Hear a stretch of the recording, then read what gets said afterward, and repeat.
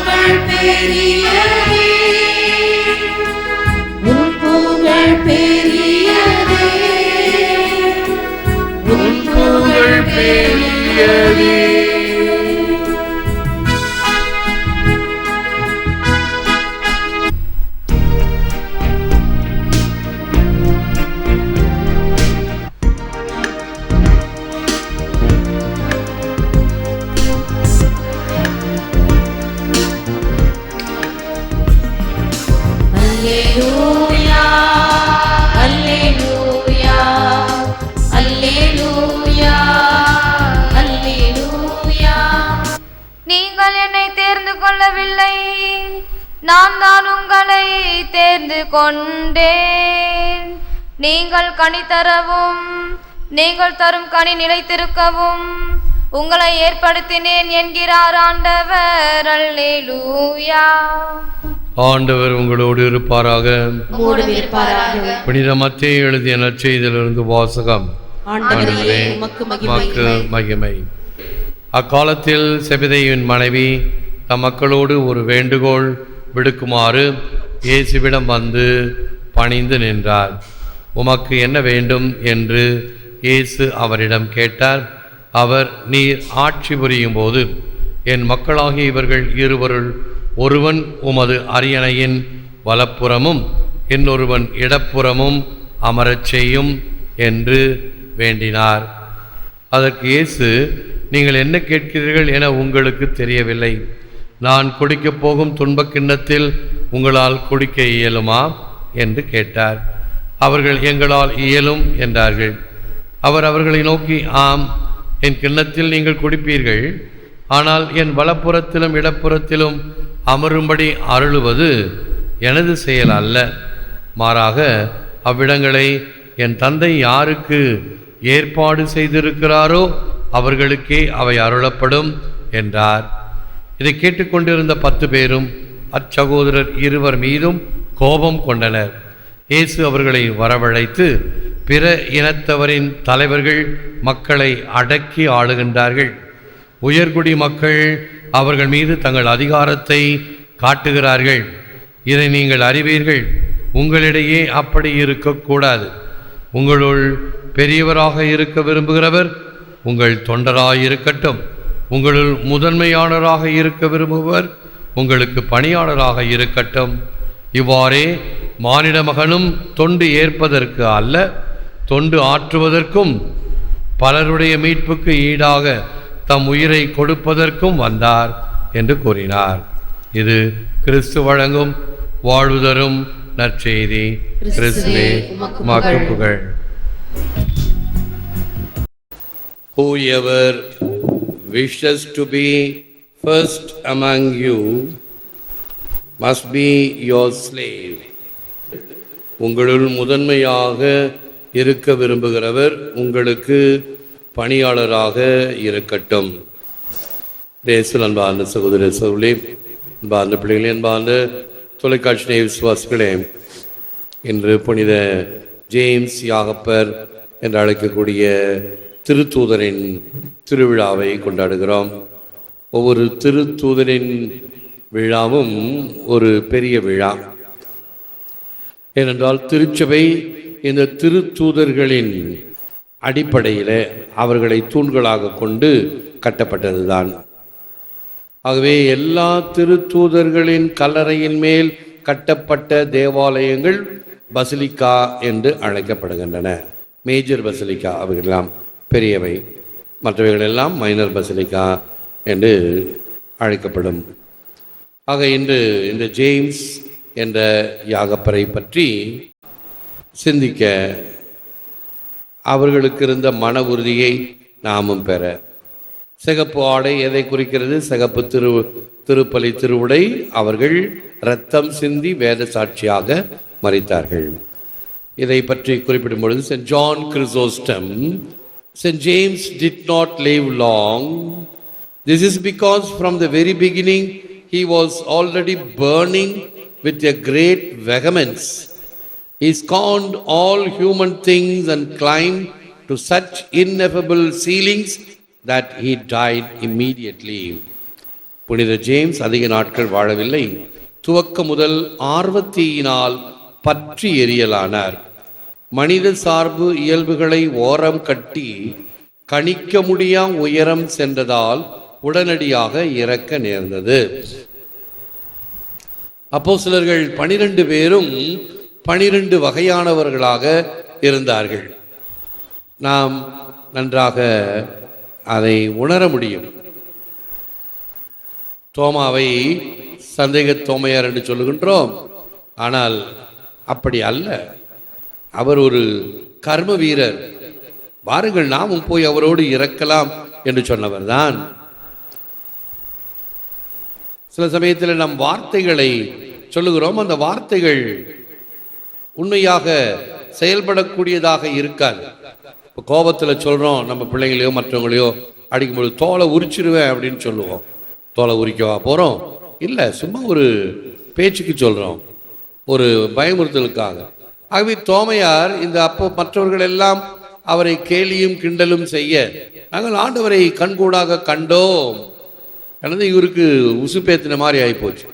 ஏன்னா உயிர்த்தாண்டவரை கண்டாங்களா இல்லையா, நம்மளை கிண்டல் செய்கிறாங்களா தெரியலையே என்று அவர் பிறகுதான் அவருடைய விழாவில் காயங்களில் கையை விட்டால் தான் நம்புவேன் என்று சொன்ன மனிதர் ஆண்டவருடைய பிரசன்னத்தை கண்டதும் என் ஆண்டவரே என் தேவனே என்று அவர் காலடியில் வீழ்ந்த அந்த விசுவாச பிரகடனம் அவரை உந்தி தள்ளி நம்முடைய இந்திய நாட்டில் சென்னையில சென்ட் தாமஸ் மவுண்ட் என்று அழைக்கக்கூடிய மலையிலே அவர் வேத சாட்சியாக மரித்த வரைக்கும் வில்லிலிருந்து புறப்பட்ட அம்பை போல வந்து இயேசுவுக்காக சான்று பகர்ந்தார். இப்படித்தான் யூதாசினுடைய ஒரு முகம் அவரை காட்டி கொடுத்தவர் என்று சொல்லப்படுகிறது, உண்மை. ஆனால் அடுத்த முகம் இயேசுவின்பால் ஈர்க்கப்பட்டவர், என் தலைவர் எல்லாவற்றுக்கும் பதில் கூறுவார், எத்தகைய சங்கடங்களிலிருந்தும் விடுவித்துக் கொள்வார். சீசருக்கு வழி கொடுப்பது சரியா? செசாருக்குரியதை செசாருக்கும், கடவுளுக்குரியதை கடவுளும் கொடு. விபச்சாரத்தில் பிடிக்கப்பட்ட பெண் கல்லெறிந்து கொள்ளப்பட வேண்டும். நீ என்ன சொல்லுகிறீர்? யார் பாவம் இல்லாமல் இருக்கிறாளோ முதல் கல் எறியட்டும். சட்டங்களில் மிக சிறந்தது பெரியது எது? உன் அயலானை அன்பு செய்வது என்று எப்படியெல்லாம் பேச்சில் அவரை சிக்க வைக்க வேண்டும் என்று கருதினார்கள். அவைகளுக்கெல்லாம் சிறந்த பதிலை கொடுத்ததை பார்த்தவர். ஆகவே என் தலைவர் தான் உண்மையான மெசியா என்பதை இந்த சதுசேயர் பரிசேயர்களுக்கும் எடுத்துரைக்கக்கூடிய வகையில் அவர் மீனுக்கு போடுகின்ற தூண்டிலில் இறையை போல மாட்டிக்கொண்டார். இயேசுவை அவர்கள் பிடித்து கொண்டார்கள். இவ்வாறு ஒவ்வொரு அப்போஸ்தலரையும் பார்த்து நாம் தெரிந்து கொள்ளலாம். புனித ஜேம்ஸ் இவ்வாறு ஆர்வமிக்கவராக இருந்தார். பிலிப் பாருங்க, இயேசுவிடம் கூட்டி வருவார். இந்த கிரேக்கர்களை கூட்டி வந்தார், அந்த சிறுவனை கூட்டி வந்தார், 5 அப்பங்கள் 2 மீன்களை வைத்திருந்தவனை. இவ்வாறு அப்போஸ்தலர்கள் ஒவ்வொருவரும் இயேசுவிடம் மக்களை கூட்டி வந்தார்கள், இயேசுவை பிறருக்கு கொடுத்தார்கள், தேவதாயை போல. மறுபடியும் saint John Chrysostom, he gave up all earthly interests and attained such inexpressible degree of excellence that from among the apostles he was killed the first.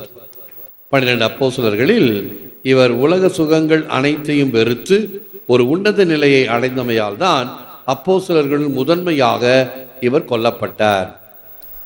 12 அப்போஸ்தலர்கள் முதல் வேத சாட்சியாக இறந்தார். கார்டினல் ஃபுல்டன்ஷீனுடைய வார்த்தைகள், remember that no one remained dead in Christ's presence, not the daughter of Jairus, not the widow of Nain's son, not Lazarus. So too will it be for others who by God's grace and their cooperation with His grace recognize their suffering as a means of salvation for themselves and others. கிறிஸ்து இருக்கும்போது யாரும் அங்கு இறந்திருக்க முடியாது. ஜேரஸின் மகளை இறக்க விடவில்லை. விதவையின் nine மகள் லாசர் போன்று தங்களுடைய ஒத்துழைப்புடன் கடவுளின் அருள் வரங்களை பெற்றவர்கள் தங்களுடையவும் மற்றவருடையவும் மீட்பை பெற்றுக் கொள்கிறார்கள்.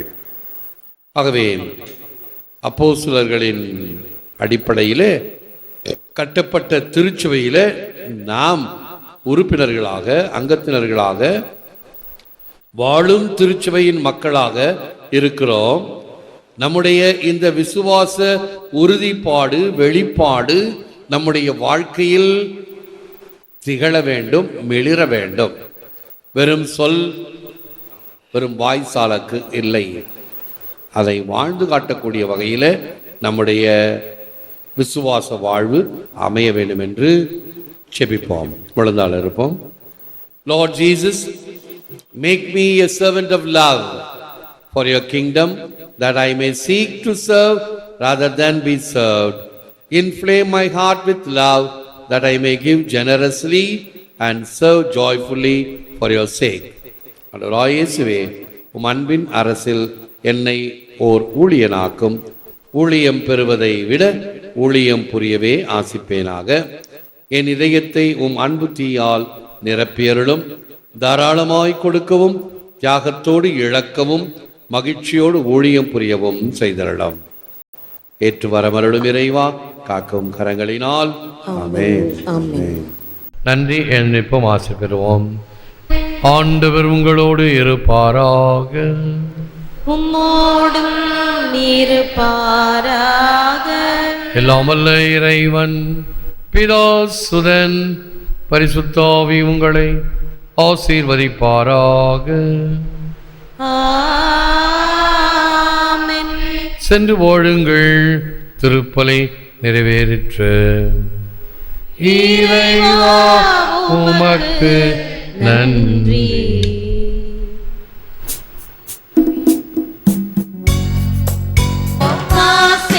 மனமும் இயேசுவின் உள்ளமும் மாந்தரின் தவறால் லோகுர கண்டும் ஜபம் செய்வோம், தினம் ஜபமாலை சொல்வோம்.